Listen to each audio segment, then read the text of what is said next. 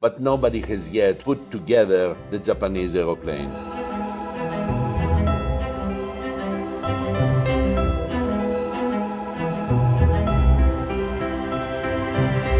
So, Dr. Churchill, I want to thank you for taking the time to be here this morning. This is you said your 12th time being in Japan? Yes. Okay, but it's the first time for me to meet you. And what is your purpose, first of all, for being here in Japan this time?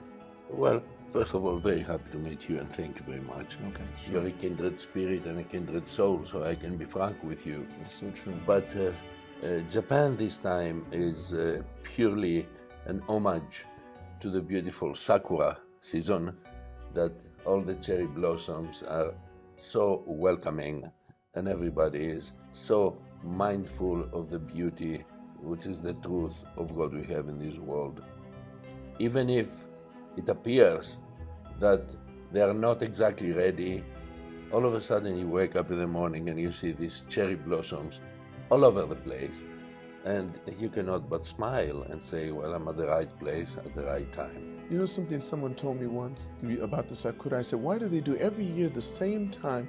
They take the same pictures, the same sakura trees. And someone told me a lot of times when people have, let's say, a disease like cancer, and they know they can't operate on it, they say they want to see the sakura. They don't know how many more times they get to see it. That's right. Will it be 2, 3, 1 more time? Yeah.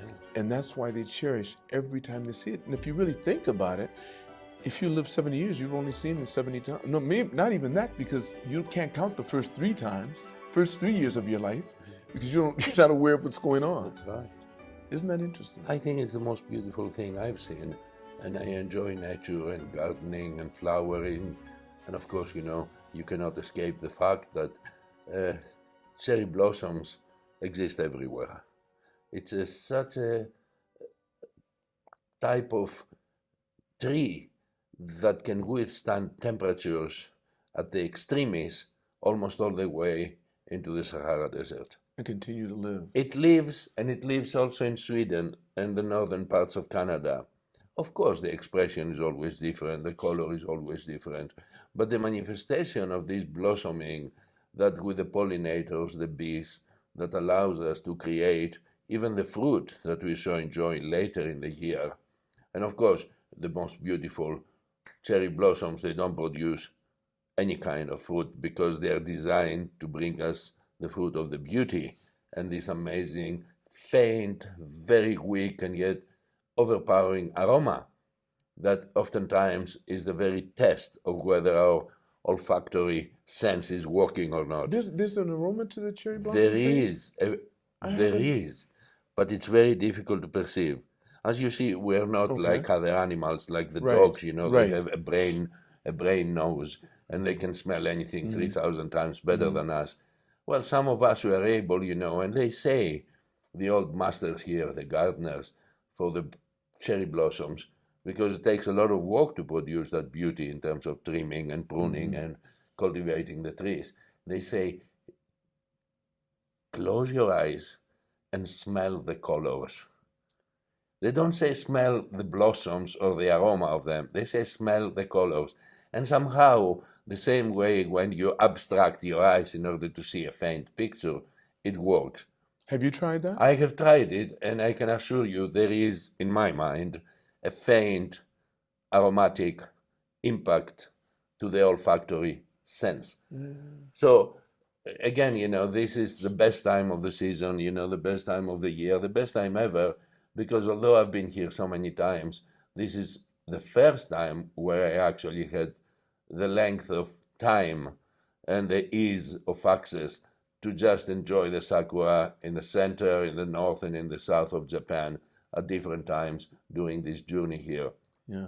And I find that to be a huge blessing. That's beautiful. I can see that when I first met you down there at our event, a Friday event, First Friday event. Yes. You're very personable. I hadn't seen you in the club, and I thought if you had been here, I would have known you and talked to you before, and I hadn't seen you. But you were very welcoming, and you had this air about you as if this was your club. I mean, I felt like, well, you know, like I've been here, and I'm such and such. So you said, so what brings me here? That was so interesting. Where were you born? Well, I was born in Seattle, Washington, Okay. although my language does not say that, or Right. it appears to not. But Seattle, Washington is my hometown. This How beautiful. long did you stay in Seattle from Well, birth till? I was actually, it was an accident. My mother was traveling to spend some time before my due date to Seattle because her sister was teaching at the University of Washington. And then, as things happen, it was the month of March when we have the famous Irish saint holiday, St. Patrick's. So maybe the ladies went out dancing or something, as it happens, and out comes Pano, early hours of the morning, premature by more than 2 months, 10 weeks, but still, here we are. Where did you spend most of your life? So the as an first 40 adolescent. days I spent at the University of Washington, not getting educated, but trying to save my life because premise by 10 weeks at that time did not survive. But the presence of the good doctors at university, being a research hospital, they had at the time the capacity to find experimental solutions. And the first thing that proposed, to my mother was there is such thing that then they called it some kind of cortisone steroids, that they can be very helpful, but it's not approved by the FDA. Of course, my mother, said, absolutely, let's use whatever is possible. I'd like the child to survive. And that's the beginning. So 40 days there until I developed enough of a pulmonary system and immunity system to be able to travel. Then off we go into the aeroplane, a long journey to London with an incubator, with a heat pad or whatever they use. So you grew up in and London? With oxygen. Yes, I went there. We spent time in the hospital again there because I needed to continue the therapy. And now I'm talking something that I do not know, but I heard the stories. And I think all in all, I completed another 6 months in the hospitals before I was able to be like a newborn, free of the difficulties of, the illnesses or perhaps the inefficiencies that caused when you are born prematurely at such an early age. Mm-hmm. Is your mother still with us? No, she's not. And she's definitely, I would say, I think she's the greatest influence in my life, just as everybody's mother is. And so she's in that sense, with us. Okay. I use her as a reference point, as a little, if you will, mental support mechanism, because we need mentors in everything that we do in life. We need a good decision-making board of advisors, if you will. Mm-hmm. And those people, in a metaphysical sense, they're always with us, the people who created us in the formative way. So that is best I can do without becoming too metaphysical. Now, in Japan, you told me that, you didn't tell me, but I heard from your associate, Patricia, that you're trying to get the Concorde to fly again. Yes. And that's one of the projects you're working on. But then I also read about you and heard that you also have the American Angels Association, which is a venture capital association. Yes. And you've helped to create more than 1,000 different startup companies. Yes. Throughout the world, I would say. 1,500 actually. 1,500 now. Okay. And still counting. All right. The American Angels is the most advanced association of independent angel investors, business angels, that they seek to advance the American dream for the whole world. Mm-hmm. And you told me it's $300 million is the fund that's set up for? The fund right now, we are fund number 16, I think, or 17, at about 300 mil, but we have had successive raises. So each one of them is about similar amount of capital that's been deployed. Our mission is sustainable in the sense that out of the proceeds of the exits that we create amongst the companies worldwide, we reinvest the total proceeds along with the new people who come in. And we are not charging the entrepreneurs or the startups anything whatsoever to present and to be supported. So in that way, there is no conflict between the fundraising aspect and the participation into the companies. We do not want people to necessarily participate in the fund, unless they choose that as institutional investors and they don't want to be bothered by the hearing of the pitches and by getting involved with the startups in any way.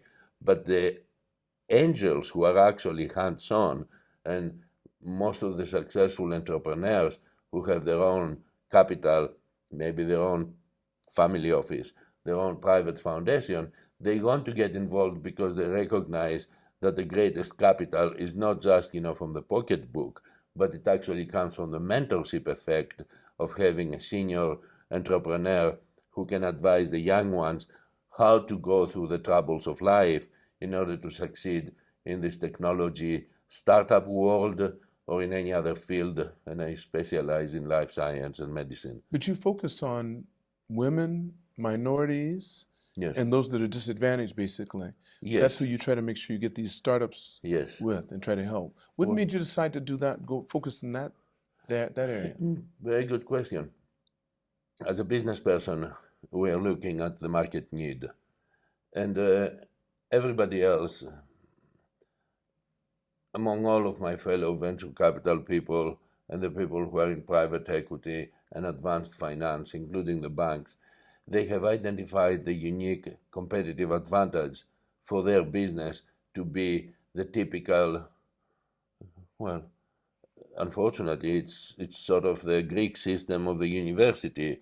They are brash young men of a certain age and of a certain category that are the people who are getting funded in the startups by a preponderance of almost 98%. So if you have that remaining 2% that represents actually the 99.99% of our population, I cottoned on to the idea very fast that, intelligence, innovation, invention, and entrepreneurship is not strictly delineated in this tiny minority that happen to go to the frat houses of the major universities of the Ivy League. As a matter of fact, I would be much better off to look at the unexplored areas. These are my green field. This is my blue sky, and the blue ocean. The people who are underrepresented, especially minorities, that they have even more intelligence than the perceived majority, since they have to be more scrappy and more entrepreneurial. And you look at women, and if they have not been treated as entrepreneurs, well, that should be my mission, not only because it's ethically correct, but because you can make a lot more money by focusing on where you have no competition. So I just chose myself to look the other way and say, you guys compete in that tiny little pool. I'm going to go swim in the great big ocean of life where the big fish is. But what made you, what was the turning point? There had to be some time in your life because, Yes. For everyone, usually there's something you see, something that happens to you that makes you decide, look, this isn't going the direction I want to go in. Yeah. I'm going to take this direction. Like you said, I'm going to swim in the big ocean instead of being in this little pond. Yes. What was the turning point for you?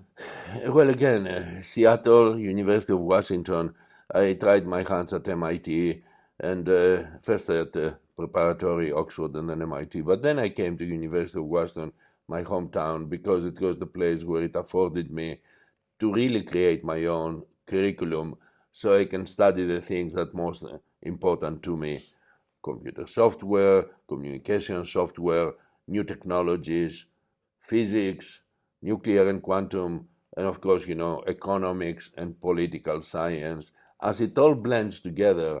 And then you understand that everything is connected.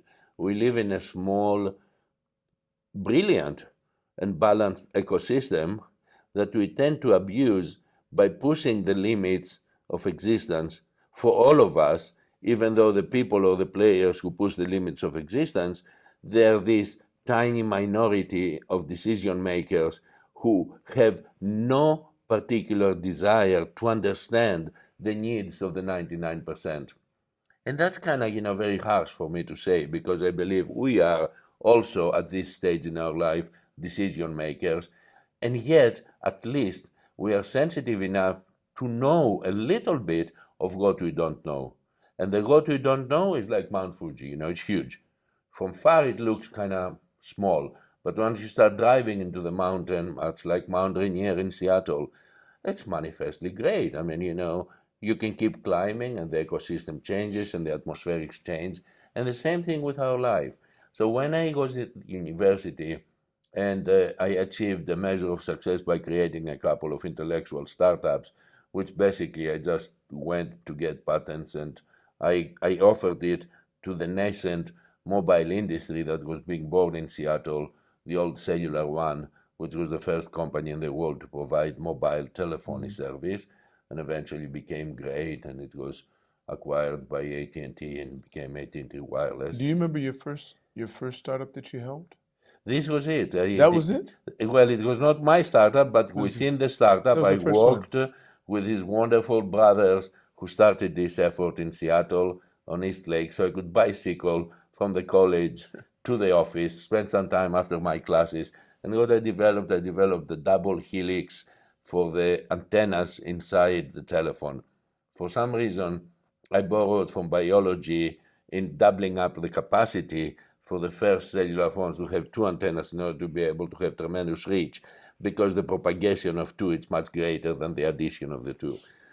Details. And then how to package more data, voice mainly, into the skinniest possible pipe so you can have multiple conversations being transferred into the network. So these things were brilliant. They had never been seen. And these people, they understood the value, and they brought me in and they say, we like to acquire this and make it part of the package. Because at that point, technology was being created. And you would think that this is a long time ago. It's not. What year was this? 1989. 1989. And you helped them get the funding they needed. I helped them get the funding because we had a brilliant bank in Seattle, Seattle First National Bank, long now defunct, that saw the promise and allowed us to reach all the communities of the United States to acquire the licenses for the footprint, which means for the cell sites. The reason we call it cellular is because the United States had 5,000 cell sites, and they were given by a lottery system by the government, because the FCC at that time had not understood that there is value in the spectrum, the wireless, and they just sent it out on the lottery. They took some advertisements on major newspapers. So you ended up having, thousands of people owning a piece of American wireless spectrum. And the vision that we had in Seattle was, how can I aggregate all this and build a nationwide footprint for the first cellular network, which was Cellular One. So what got you to start thinking that this is a real possible thing that people are going to really latch on to? As a child, I was sent to these public schools that we say in England, which are basically, between the two of us, little prisons for little boys. Okay, but the family doesn't have to care about you. They don't care about your existence. Maybe they hear about you Christmas, Easter in the summertime. But you are no worry, and you're being treated like a military cadet in some godforsaken place in the Because when you say public, you said public school? We say public but school, that's but private. it's That means private. private. It means Right. private. In it England, means right. very expensive Right. private boarding school. You live there. Right. And everything you do there, is kind of orientated towards making you, back then it was a soldier for the empire. So you go, to blanch your bones in some God-forgiving desert of the world. So that was not a good idea for me. And I needed communication. So somehow I had a good uncle. He got me a transceiver from a Second World War tank. And I got the first ham radio operator license.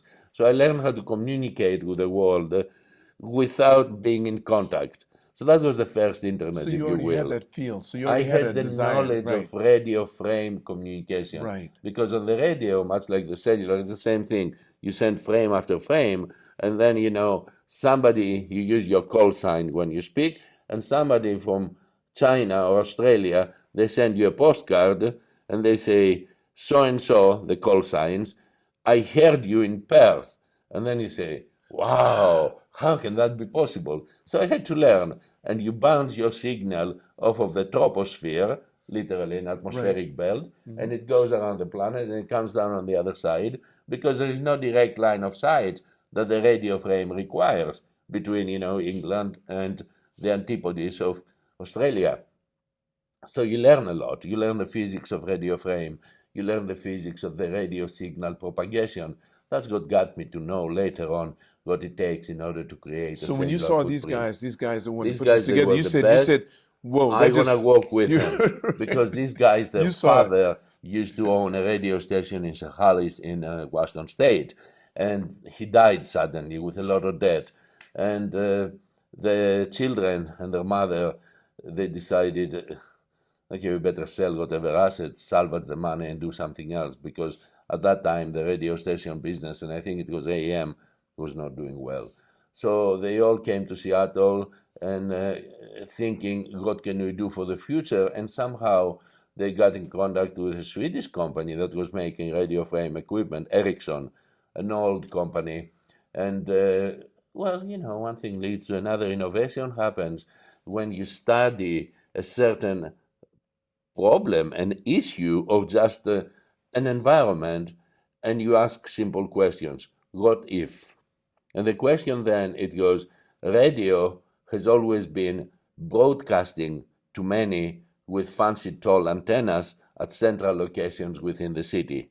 Even the Tokyo Tower nearby, you know, That is was a a radio communications station, tower. yes. That's exactly what it goes. Exactly. So why does it have to be so tall? But because it's line of sight communication that has to reach as many people as possible. So the next step from that is, how can we do it so this line of sight is not necessary? Because That's not only where it you comes. have Gotcha. buildings, Gotcha. not only because you have great distances, not only because you have, you know, atmospheric conditions that sometimes are not conducive to this, but most importantly because any country within its bounds has to have a certain unified mechanism of communicating. It's inevitable because, you know, I'm not going to talk about, you know, the Federal Express and the first pony network of postal services in the United States, or even about going about Lewis and Clark, who discovered Washington State and Oregon, the Oregon territories.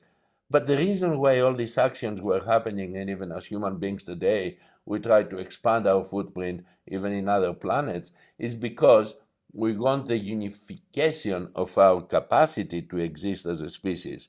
And the best way to do that is to be able to talk to each other.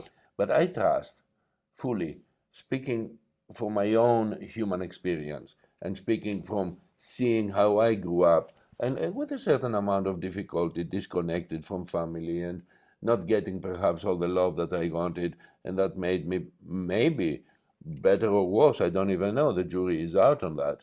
Maybe long after I'm gone, you know, somebody's going to say something. But for now, what I trust for the young people is that in the current environment, they are far more technologically advanced than what we were at the time of the same age. That's right. They're in touch with the internet, not because they need to understand the internet, but because they know that they need to function a fulfilling life for the future. So things that perhaps you conceive as a little bit diminishing of their capacity to function, they're actually enhancing their capacity to function because they work better with the current state of technology.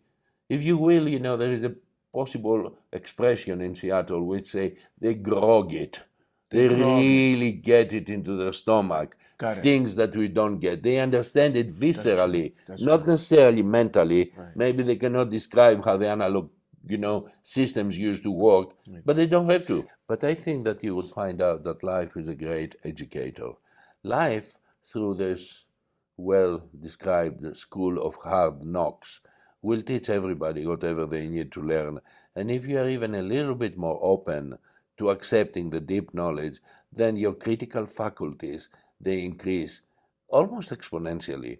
We want people to have critical thinking. We want people to be able to understand what's information, what's data, what's fact, what's the truth that arrives out of all of this, and how is that opposed to the misinformation that is actually always available. So the good and evil, this ancient primordial battle, it exists, and we are not going to manage to get it away from anybody. But we do know that if you really look for the physics of life, you understand that evil in and of itself does not exist. That's true. I agree. Evil, again, you know, it's not darkness. Even darkness does not exist, absolute darkness. Even the sense of being extremely cold, like it's planet Mars, that even doesn't exist. Because if you look at the opposite, it's the truth that exists. If you look at the darkness, it's the light. It proves that light exists because the absence of light is darkness. And evil is nothing but the absence of God. The good God, the God that cares for everybody, the God that exists within us and without. And if you look at cold, well, it's the absence of the sun, the absence of heat. So if we turn the argument into its head, we recognize that we'll be taken care of. We have to stay positive. We know the children will come out fine. We know that everything that is fearful to us is 100 times more fearful to them because they didn't have that journey that we went through in this life, and we survived, thank God. But still, we learned so much from every traumatic experience that we had to walk through. And what are we trying to do? Well, we're trying to go home, and if we can help each other on the way home, we fulfilled our human destiny. I asked someone once who was trying to take me through their religion, because when I came over here, I had the freedom to look at any religion I wanted to. And I won't mention the religion just to keep them safe, but they were telling me about the religion, and they tended to believe that they're good and evil, okay? And they always, this person always focused on the evil. Every time the news came on, wanted to make sure I listened to the news, because I spent time with the person. And finally, 3 months later, after we spent this time together, I said to him, I said, let me ask you this. Is evil infinite or finite? And he said, it's finite. I said, is good infinite or finite? He said, good is infinite. And I said, why do you spend so much time focusing on something that doesn't really exist? That's right. Evil doesn't really exist. It's a perception. Right. You know, fear is false evidence appearing real. Thank you. I say that. I think you stole it from me. No, I think you stole it from me. You know, I've had things stole it from somebody else. Everything, a long time before. It's coming through us, not from us. Exactly. Everything we're saying is coming through us. But we latch onto those things that mean something to us. That's all we can do. We are imperfect creatures. Of course we are. But I like to think that we are perfect creatures, but we've been told we're not. So we live with that doubt all the time, and we never meet our true potential. That is true. One time I said to people, I give motivational talks. Yes. And I've said many times, the wealth in the world isn't to be found in the cobalt mines and the gold mines of the world. Yes. They're found in the graveyard. Do you know why? Yes. Because that's where people who have died, that took ideas, thoughts, experiments, cures, that they never expressed to anyone else because of that doubt they had inside. Yes. Yes. If they had spoke up, we'd be further ahead than we ever would be. And there are people today that have the answer. Yes. But are afraid to tell anyone. Sure. That's why we need to be biggest dilemma. Right. We call it the innovators dilemma. Most definitely. On more corporate language. Right. And the management philosophy behind it is that the patent application alone is the one that protects your wealth from, well, the fear that other people might steal it or do whatever. Yes, that's a real thing when you're talking about multi-billion-dollar companies and everything. But the reality also exists that by open sourcing technological innovation, you save yourself, first of all, the trouble of having to build the company that's going to bring it to everybody on the earth so you can make money. But you're also saving yourself from the continuous development aptitude that you need to engage with in order, again, to get your technology to be accepted. So by sharing, which is a natural thing for human beings to do, and I'm not saying that this is the only solution, but simply, I oftentimes in my life chose, instead of creating a patent and protecting, to just open source it and share it with everybody, because the importance is too great to be left to one individual company to propagate in the world, especially in medicine. In medicine, as you've seen, great people have given to the world freely their innovation, not for money, but because they understand that the importance of saving lives far outweighs the capacity of having a great company, a pharmaceutical company, and being, at the end of the day, just a very wealthy individual that watches the world being utilized. The reason why you're more likely to give, and I can just feel it from you right away, you're more likely to give something free source than to try to create a patent, is because you realize that it's true. If you get something in your life, you can go like this and close your fist, and it won't get out, but nothing will get in either. That's true. But if you go through life like this, which I call abundance, Yes, there you go. so much comes in, no matter who you are in this world. Yeah. At any 1 second, you can only use so much. You can only live in one house at a time. You can only drive one car at a time. You can only put on one pair of shoes at a time. That's right. And when you live in abundance and you realize you don't own anything, that's why at my end of my podcast, I always say, never forget, it's all on loan.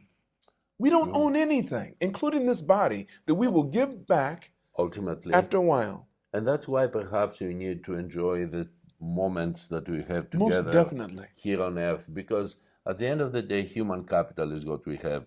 The other kind of capital, somehow it goes stale. It requires too much of your attention. It requires too much management. It requires you to be afraid that it Someone's might gonna get take stolen. something. Yeah, and that makes life, you become like, the very boring, and forgive to all of my friends in Switzerland, the very boring Swiss banker, who the only thing he thinks about is very much, the fondue he's going to have in the night, the cuckoo clock announcing the time, and the money that he has in the vault. I don't think that's a proper existence. That's why, people die from boredom in Switzerland. I don't think it's forgive me. unique. It's not unique We to are only to not going to Switzerland. broadcast this thing to I Switzerland. You're right. I We're don't think gonna this is delimate it. this is worldwide. I This is know, worldwide. I know, I'm But the just one thing joking. is that I think that's not unique to anyone. That's mankind. A little We bit. tend to, sometimes if we live in lack, if you live in a world of lack, you think true. somebody can take something from you. Yeah, we are afraid, Right. yes. And everything we receive in life, I'm sure you're quite aware of Yes, this, yes. comes through someone else. Everything you're going to receive, happiness, love, joy, but you've got to love yourself. Yeah, the mother's love, is the right, mother's most milk, definitely, these most definitely. basic things. And when you understand in life, having been graced by this existence in very difficult ways, but also in very facile and beautiful ways, you recognize that, well, you can only have 3 meals a day. The fourth, you won't be able to take it.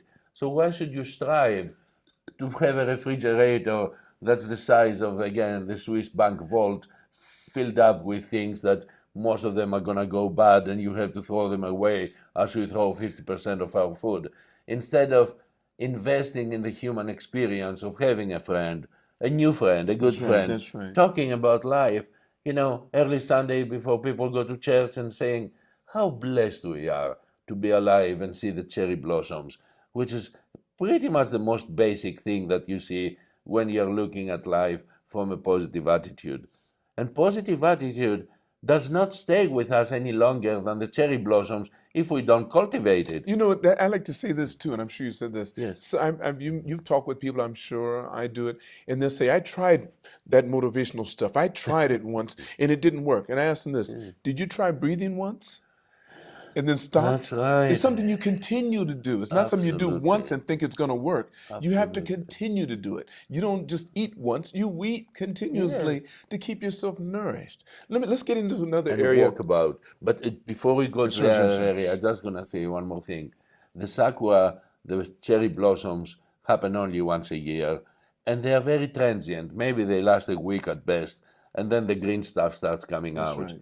But that week cannot be exchanged with any other week in the year. And if you plan your life around enjoying that, whether you take selfies or whether you share with your friends, you'll get a lot of nourishment by just looking at the beauty. Because beauty is truth, and truth is beauty, and you cannot deny that the most blessed moment in being this part of the world is the Sakura Festival of Blossoms. I sent some photographs from what I've been taking the last few days here to some friends of mine in Saudi Arabia. And they were so happy because living in the desert, you haven't got any of this. You don't have a lot of that. No. And they didn't even know that it's possible to travel to another country. Mind you, they have the resources. And just enjoy a week amongst these incredible blossoms and the beauty of this place that to them it seemed so alien. And a couple of them, they just wanted to drop everything, get on their plane, they and come could. and visit me. And they are doing it. So, you man. know, what a blessing. And That's we true. are here talking on a Sunday morning and being able to talk, why do we live? Because without meaning and without purpose, you know, that abundance that we experience almost becomes self-serving. But it shouldn't be. So now we may segue into what exactly we can talk today. Another area I wanted to talk, we're talking Yes. about it now. My talk is always to get people to know more about who they're seeing, who they're around all the time. So anyone that comes within my orbit, Yes. I want them on the podcast if they're willing to come on. So that's what I do. But it was basically set up to get the people in this club that I belong to, the American Club, That's true. to get to know each other. We have over 4,000 members. Are you serious? 6,000 worldwide. And that represents about 16 to 16,000 other people because they're families. There's only one member per family. Really? That's Yeah, that have great. access to the club at any one time. But I find people that see each other decade after decade and still don't know anything about each other. So that's why I ask these questions. So let's talk about the man, Dr. Churchill. When you were a kid, growing up, what sports were you more sports minded or were you more academic minded? I think that's easy to answer. You know, I was extremely academic minded, but I did not neglect the sports. I loved doing sailing. I loved doing, well, flying also. And I definitely loved, you know, the very simple pleasures of a daily game of tennis or even table tennis and all the other sports that existed. I played rugby very early and I injured myself greatly. Football, or what we call soccer, Yes. and all the other things, anything physical, because, you know, in boarding schools and other schools, you're required, you know, to engage in a lot of physical things. But we also had a choice, and I took the choice to be active because I felt that a good mind can only reside in a healthy body. And you have to attend to both of them. So what did you focus on when you said you became Swimming was my thing. I loved swimming. Right? What stroke did you like the most? Well, I swam, you know, mostly, you know, long distance, sort of like the marathon. So I had to do, you know, the very energy conserving crawl, creating the least amount of friction between the body and the water. But somehow I got this idea from reading books about people I admired that it's possible to swim across the English Channel, even though it seems, you know, that it's impossible and it's cold. Don't tell me you did that. I did that. Wait. What book did you read? What book did you read? Well, you know, I read about Lord Byron and his work. I read about other people. I read. And they all read. He swam the English Channel. He swam, and also the Bosporus, and he swam many places in Italy and in Greece, and he was a great swimmer, and he was somehow able to manage because early on when he grew up in Scotland and in England, he swam very cold rivers and lakes, so that kind of built his resistance and his capacity to survive. Because the English Channel, 20 miles of it, you know. So how long did it take you to get across? How long did it take you to get across? Depends how fast you try, but 20 hours, I think, is what you need. Did you have assistance? Yes, boats? You got to have boat, small boats. So you rest, but you must start from the spot that you rest in. And you continue. But most important is to be able to get mind over body in order to overcome the difficulty of being cold, and at the same time knowing fully well that in order to stay warm, you have to keep on moving. And that's somewhat a parallel that I had to study with life, that you cannot stop. You have to keep on moving even when it's hard, and especially when it's hard, because if you stop, you drown, literally. And that's a metaphor for my life. I always feel motivated to do the next thing. And I like speed, of course, because I travel a lot and I do more than 200 miles of air travel per year. That's why you're setting up the Concorde. And I built the first aeroplane with a good friend, you know, a wooden little contraption when I was 13 on my holiday in Greece in an island where we actually had access to resources and good carpenters to assist us. And it was built with pontoons so we could fly above the water maybe 15 feet. You built a plane then? We built a plane with a Kawasaki motor, a Japanese motorcycle motor, and an old wooden propeller. And it actually flew with two young kids, you know. about 15 feet above the water, and pontoons, so you couldn't get hurt even if you tried, because that's when you are foolish and crazy. And somehow it caught on with me, and I got the bug of the disease. And to this day, I try to build complicated aeroplanes. So since 2003, when the Concorde was retired, and I flew in it several times to learn to appreciate it, and I thought that this is the most miraculous machine. It's technologically advanced. It manifests all the latest analog technology, even early types of analog computing devices. And all of a sudden, when you were going at 2,000 miles, 2,000 kilometers per hour, and 1,300, 1,400, 1,500 miles per hour was possible, more than Mach 2.0, therefore double the speed of sound, we stopped. And we went back.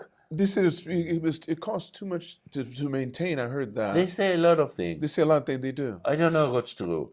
I think it's probably too competitive. It was too competitive. That's what it was. That was part of it. Competitive for the old-fashioned airplanes. For the dominant airliners, and they decided to. Exactly. I think that's what basically took place. It proved the technology and the science that it's possible, not only possible, but it's quite they were doing it. Easy to travel supersonic for 3 decades safely. And more than 2 million people, they bought their ticket and they traveled with the Concorde across the Atlantic mostly, Paris to New York and London to New York. And what was the time? I forget the time it took. Was it 2 hours? 2 and 50 minutes, below 3 hours. That's right. Just below 3 hours. That's right. And then all of a sudden, in 2003, when it was retired, we go back to having to go, 9 hours, 10 hours, 11 hours across the Atlantic. Forget about the Pacific. All these airplanes that they fly today at 500 miles per hour throughout this great Earth That's right. are the outcome of 60 years of stasis. 60 years of not developing our aeronautical capacities that we know that we have already.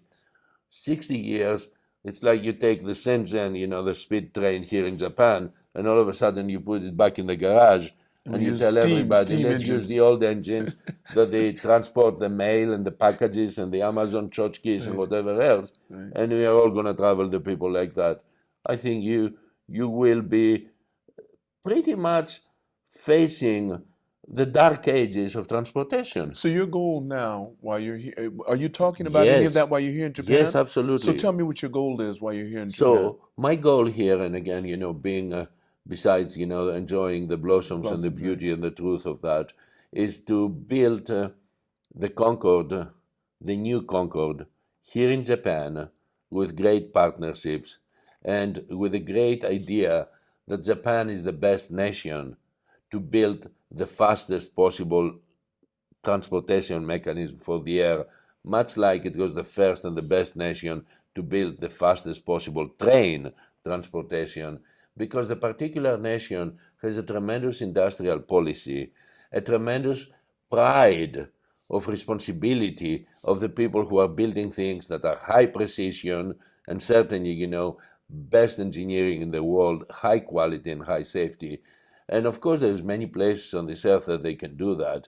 But the ethics of these people that we are facing as the necessary machinists, the necessary engineers, the necessary designers, the necessary propulsion managers, all these people in Japan, they are literally a whole head atop similarly educated people in other countries. There is a lot that can be said, about the high quality production of technologically complex mechanisms in Japan, and it's #1 in the world, in my humble opinion. Can you say anyone that you're talking with right now? Yes, I can say several people, but there is only 9 companies here in Japan that they do aerospace, fuselages, they build wings, they build everything around an aeroplane, but nobody has yet put together the Japanese aeroplane. And this is the opportunity that, again, I identified a vacuum into which an underrepresented country, or a minority country, if you will, that for reasons that are very much similar to the glass ceiling, has not allowed itself to create an aeroplane that is very much de rigueur, very much deluxe, and very much at the forefront of technology. When do you think this will take place? When would In you the like to ne- see come fruition? It Right will with be very soon. Based on the assets that exist here, we can assemble the Concorde from existing patterns because we are not making a tremendously new design. Well, it's going to have to use different fuel. We are using different fuel because What we it have be? to be sustainable. We are using sustainable aviation fuel made of biofuel that we make a partnership now with a company here in Japan to produce, and we're going to use it worldwide wherever we travel, and that's a great innovation because the rest of the world is lagging behind that as well. Biofuel and a certain amount within the aviation gas, it's almost a necessity if we want to address the emissions issue of the aviation sector. We have to be ahead of time because we are introducing a new aeroplane. This new aeroplane, it's very much like the old Concorde in terms of the airframe and the aerodynamics, but everything is new, modernized inside. New engines, new everything in terms of being computer driven, and of course with glass cockpit and advanced avionics, advanced safety systems, advanced undercarriage landing systems. So it will be the safest, fastest, highest flying aeroplane because it flies at 60,000 feet as opposed to 15,000 feet. So walk me through this. Your plan is to come here and to encourage them to do this, or to set up a team that does it? Absolutely. Or are you going to put the capital? You want them to Yes, put their capital yes. behind it? Or you plan on raising We the are capital? bringing capital, our own foreign direct investment. We are bringing the technology. It is our company, along with a team of the people who work here. And right now we are creating the corporate structures and the engineering structures necessary. And we are seeking pretty much very close to finding our home, a manufacturing hub. Okay, so where you're not we can sure yet who's assemble. going to be doing it. We yet. know we have the team, they've already and we agreed to. know Okay. we have agreed to where it's going to be, but we cannot yet announce it because it's still part of the negotiating process. Oh, so We this is in found process. a I see. very welcoming environment here from both government and industry, and I'm having, again, wink, wink, to invite you because this Monday we will be speaking at JETRO at 4 p.m. here in Yes. downtown Tokyo, and we can say a lot more things there. And we would love your listeners also to perhaps find the Concorde YouTube channel so they can live stream, the talk. And that way we can invite people more openly because we need all talents. I see. We need systems engineers, aeronautical engineers, computer engineers, machinists, structural engineers, all talents. And we want to find these talents locally and here and in Nagoya. And in this respect, we will have our own facility to be able to assemble the plane, not manufacture the plane, because we get things off the shelf, including engines that have been used before and have been proven and have been certified. And then we just modify them to be able to accept the biofuel. So everything is a matter of modification and assembly. So that's how we can say that we'll have the Concorde flying very quickly from today. And obviously everybody is invited to fly with us because the time of supersonics, again, has arrived. It took me 20 years to solve the scientific problems of the sonic boom in order to eliminate the sonic boom so we can travel at supersonic speeds above the land mass, which is very interesting, and to be able to also use sustainable aviation fuel in our engines as part of the mix for the aviation gas, reduce the noise overall so it can be welcoming in the airports within the cities, even reduce the exact length of the runway that is necessary for the new Concorde compared to the old one. Because as you know, in the intervening 60s, Concorde was originally designed as a dream by none other than Winston Churchill to bring a detente between Europe and England. So the reason that we call it Concorde even, it means agreement, unity, coming together with gifts, as you find in the Christian churches on the old Latin Mass when they talk about Concordia. Concordia is that, and Concorde comes from that. And this time in history when Winston Churchill, who was a flyer himself, a pilot, and he was actually, due to the length of his life in service, he created the Royal Air Force. He was instrumental in making the Spitfire better by introducing a better engine and thus winning the Battle of Britain. Many, many important things he did. But on the second time in office, he started the executive committee to bring the supersonic knowledge from the military sector that England had developed far ahead of everybody else and take it away from the bomber, the Vulcan, Avra, and other models that Britain again had, because he wanted the peace dividend. He wanted to create this as the bird of peace. And it kind of looks like a bird. It looks like a crane when you look at it. But instead of bombs and weapons, it contains human beings. And that created the shuttle diplomacy, that you can actually utilize this to bring about peace and relax the passions. So the Concorde makes the world a bit smaller. You can go anywhere on this earth from any other place to a maximum of about 5.5 hours. And even if you stop in between for refueling, that's still the fastest trip you can take. The interior of the Concorde was not that nice. It's a small plane. It was a very small plane. It's a very long I think and you small said, I think plane. you had two Two and seats, two. 2 and Yes. 2, right? For a maximum of 120 people. Is it going to stay the same way, you think? Or Well, we are make it not more changing the size of the cabin, but we course. make it look a lot bigger And you can by make the seats a removing little more- the overhead bins, by removing the existing chairs and making a much lighter version of them that allows more legroom. There's many design inferences, and you use a legendary architect for the interior who can help design it in a way that feels like a great environment, a luxurious experience.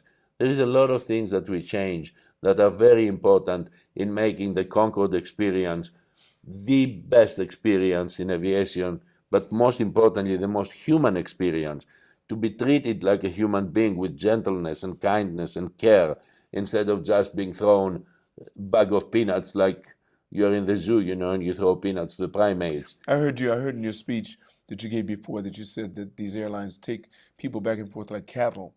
Unfortunately, Just like, yeah. we all had that feeling tell that me you about get it. out of the plane Well, and your head spins. I'm at the stage right now that I really do not want to go commercial. I'd rather go charter.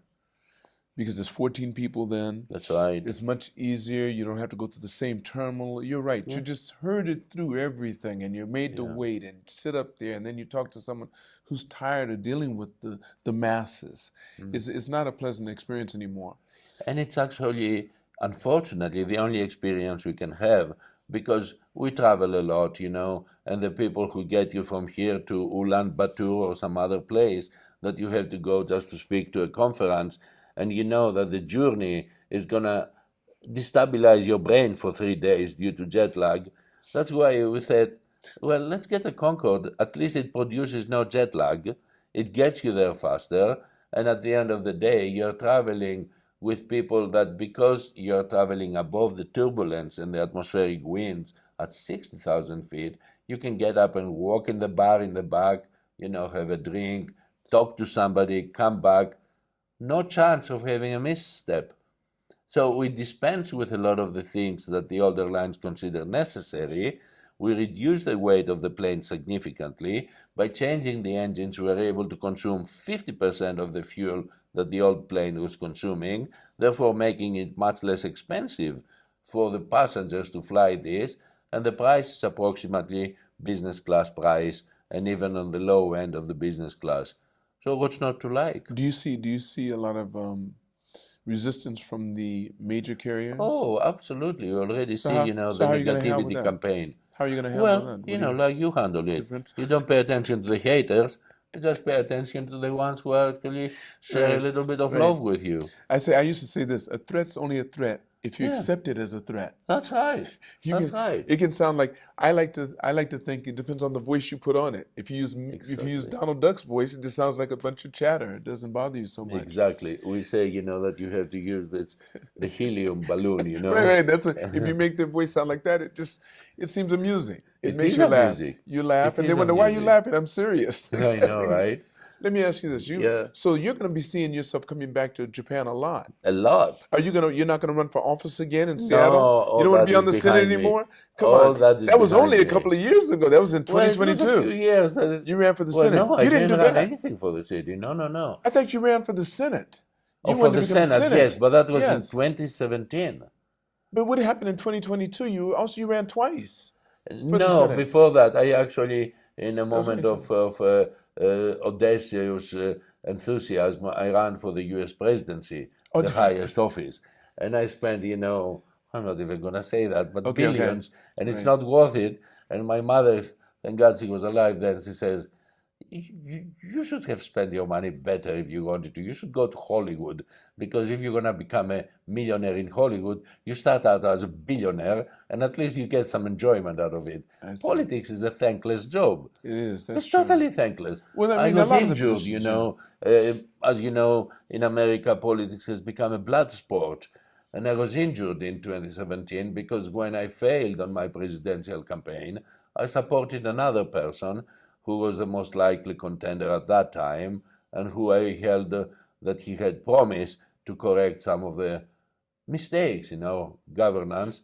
And because of that, I was a leader of the independent party named Lincoln, because independence and the thinking to be an independent is what represents me and my views, and also my views of my grandfather, Winston Churchill. He was always an independent, but he slotted himself in various parties at the right moment in order to be able to express his voice. In America, we have a duopoly, two parties, and nothing else can be tolerated. So as an independent and having a decent party size of 7.5 million, wherever we throw our support, that person becomes the president, because Democrats and Republicans are very evenly measured in American politics, and that is a lot of good and some bad. So to have this other party, the third party, if you will, that could never itself, at least that was the lesson I learned, bring out its own president, it could easily, though, sway the presidential ambitions of one party and another based on their performance. So we have our executive committees and our membership. Each year they decide in a nice summertime gathering before the primaries whom are we going to support based on what the country needs and based on what the people expect, not based on who has the best chances. I believe that happened just recent, this last election, because Kennedy was actually RFK, yeah. RFK was basically a liberal. I mean, not liberal, but he was He was a Democrat. he was a Democrat. Was he? Was he a Democrat? He No, I was thought he was very much a Democrat. Okay, and but an so independent. was Elon. However, Elon as well. Elon Musk was a Democrat. I was a Democrat. Right, I right. still am a Democrat on the good days, of the But Democrats. we said we weren't going to talk about politics. No, we are We're not, getting but into it came into it. And Sure what I'm did. saying is, on the good days of the expectations of what is best for the corpus politicus of our country, we have to go with the best possible person, not to win, but in order to do what's best for our country. So our people of the Lincoln Party in this last election, they supported, we call him the Orange Man, so nobody knows whom are we talking about, clearly because he promised to make no war. Didn't he? And we are Who wants people war? of peace. That's Who right. wants war? The moment you recognize that your country is on a threshold of a thermonuclear war, then you know that the stakes for our children are too high to allow pretty much invalid old men from deciding the fortune of the country, because they cannot themselves understand that there is a next generation that has to be preserved. So I'm a peacenik. I've been a peaceful warrior, if you will, all my life. I suffered for it. I was injured. Like I said about that campaign, and the outcome was I was injured in the head and I became paralyzed. I had to have brain surgery just to be with you and talk to you and be ambulatory today. So I know that politics is a blood sport. You saw the last man now, 3 times they tried to assassinate him. And if anything is proven by that, is that he's got protection from above, but he also is the right person for the right times, because all this associated enmity against this person starting no war emanates from the warmongers. Isn't that it? The thing that I find so interesting, But we said we wouldn't talk about politics. But Of course. it's just very This interesting is that Sunday morning if you see, banter. it doesn't matter if you've ever had the target and you've been in that position. If you've ever been in a leadership position, you start to have empathy for anyone who gets in that position because you know Yes. what it takes. Automatically, no matter where you're at, if you're the person at the top, and I remember my wife finally getting in that position, she got up there and she would come home and say, I can't believe it. This guy I thought was my friend. And I said, welcome to the club. That's right. But the only friend you need is that person you see in the mirror. Yes, and If also, you like that person and forgive that person, Yeah. you won't have any more enemies. no, They're just but making opinions. They have ideas. They're just absolutely. thoughts. And people who are detrimental to the health of our nation are the ones who are intolerant. That's right. Isn't Because that the we truth? have to maintain a certain great deal of tolerance, not because it's taught in schools. What is taught in the books, the good books of every faith on this earth, is please respect your elders and respect your neighbor, and everything is going to work itself out after that. That's right. And that's a universal truth. And if you are not able to restrain yourself based on this very simple parameter of coexistence, then the whole thing can unravel. So then you have war and the toxicity that comes out of it. But we can save lives by just supporting the peacemakers. I think You so. don't have to be a Christian to believe that. All major faiths, they support the peacemakers. I was reading in a long flight the Bhagavad Gita, which is the ancient That's book right. of the That's so Hindi good. religions, and of course it describes, the primordial battle between good and evil. And what does it say is that Lord Krishna offered a choice to Arjuna, and he said, you want me or you want my armies? And that clearly says, you want the war machine or do you want me? And Arjuna, without even thinking, he started saying, but then his uncles, his enemies, they said, oh, we want your armies, you absolutely have your armies, even though they were not asked the choice. And Arjuna said, no, I want you. And when you have Krishna as your charioteer, well, there's no way to lose any conflict. So I read that and I say, how similar it is to the fact that we ask, who in your life today do you want to be your friend?